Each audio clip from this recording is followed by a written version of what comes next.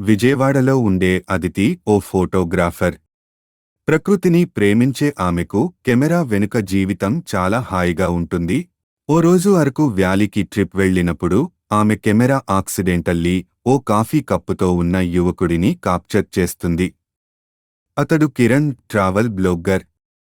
ఆ ఫోటోతో కోన్వర్సేషన్ మొదలవుతుంది. తరువాత వారిద్దరూ కలిసి ప్రయాణాలు చేస్తారు. ప్రతి ట్రిప్లో కొత్తగా ప్రేమ పెరుగుతుంది.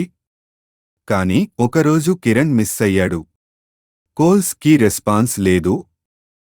ఆమె ఎగ్జిబిషన్కి ఓ స్పెషల్ గెస్ట్ వచ్చాడు, కిరణ్.